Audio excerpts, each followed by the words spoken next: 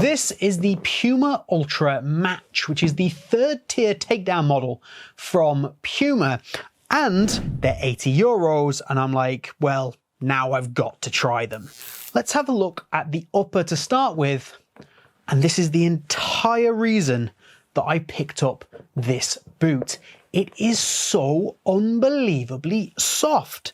Like, this is easily on par with how soft the Ultra Ultimate is, the very top end. Now, they do feel quite different in terms of how thick the upper is, but in terms of just pure softness, this is very impressive, and it's not something that you get very often at this price point. So these are not rubbery or sticky like you get on those upper tier models, but you still get a good amount of texture from still this mesh based upper. Hold on. Should be able to hear that, and that gives you an idea of the level of texture that's across the boot, and that is really nice.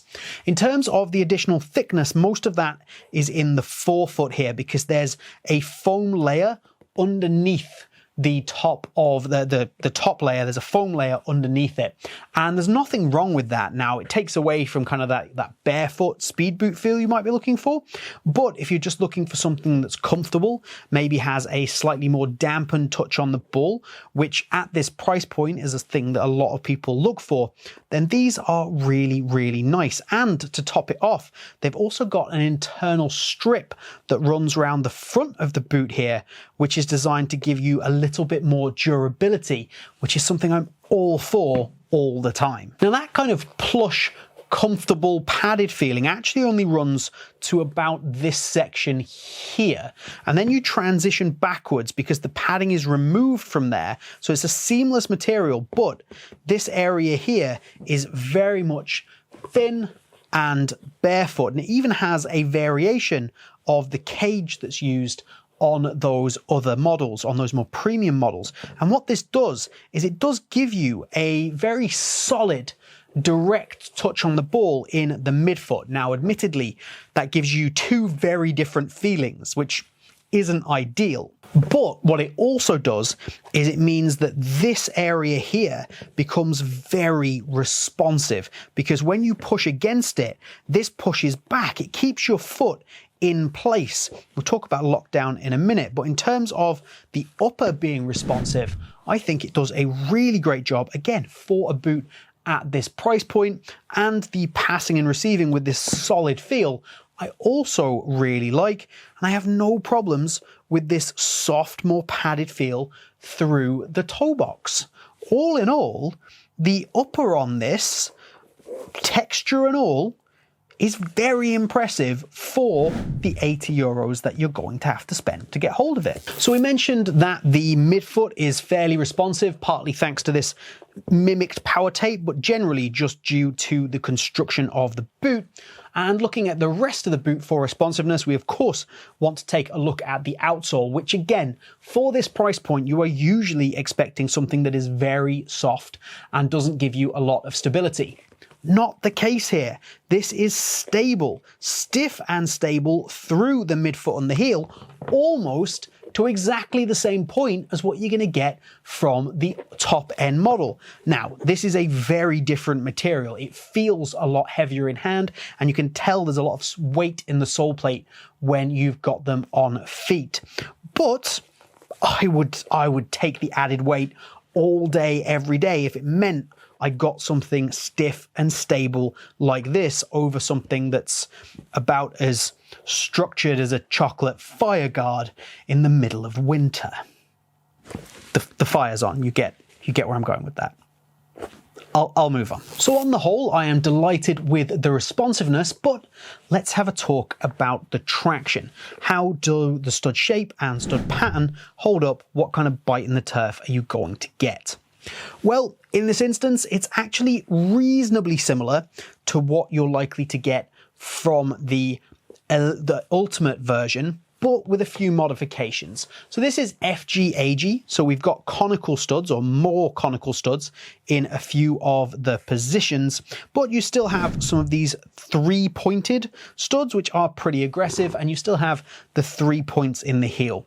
Now, is this suitable for an AG pitch? I don't think so. I think it's overall a bit too aggressive, and I think the studs are a little bit too long. I wouldn't recommend it. It's a good FG option, but FGAG, even with those conical studs added, I say too aggressive, and I probably wouldn't. But in terms of just actual traction, it's really good, impressively good in actual fact.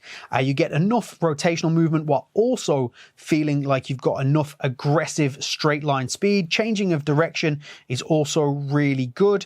Now, I have only used these on an AG pitch because I'm a crazy person, but my experience on an AG pitch, I imagine, is very similar to what you're going to get from an FG, and if anything, an FG pitch would be even better because of those longer studs, the more purchase you can get in the ground. This sole plate for 80 euros is really good. You just have to accept that it is that little bit heavier. All right, so what is my big problem with the Ultra Match? It's the heel. And the heel seems to be my problem with every Puma boot at the moment. In this instance, you've actually got a reasonable amount of padding on the inside. It's not overly slick at all, and I think they've done a reasonably good job with that. However, it is only running around the area of the Achilles, and it doesn't do an amazing job of holding your foot in place, but heel lockdown is okay. My main issue comes from the feeling that you get. Like I say, the lockdown is okay, but this is an internal heel counter that is very hard. It runs all the way up here and it's very stiff all the way around, and that provides me with some pressure points while at the same time feeling too shallow. So despite being very solid, it just doesn't feel right. It feels like I'm only being held in around the bottom here, and I don't love that. I don't like that at all, in actual fact. Now, this is a different issue to what I have with some other Puma boots, but I think the heel here, you're going to feel like it's too shallow, and it's also quite hard, and it gave me some pressure points.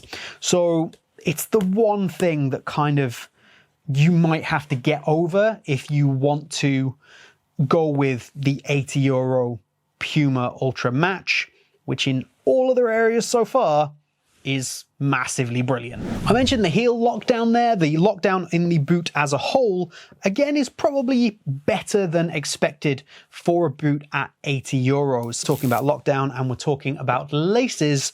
The laces here are probably, they look a bit cheap, which is the opposite of the rest of the boot. The rest of this boot has a really high quality look to it, a high quality finish to it, for a boot, again, of this price. Usually these seams and everything look awful on takedown Nike and Adidas boots, and I think they've done a really good job of making this look like a premium boot, aside from these kind of thick, ugly laces. All right, let's talk about the fit here. Now, the fit on these is different to what you're going to get from the Ultimate. The Ultimate, I went down half a size, and I absolutely stand by that, and I think that gives you the best fit. I absolutely wouldn't do that with the Match. I would stick with what you would normally buy in Puma boots. If you don't know what that is, it's also what I would normally buy in a Nike boot, just for reference. I think that's the way to go. Going down half a size is going to be just quite simply too tight, too short. Absolutely would not recommend. In terms of width, there is a reasonable amount of width here.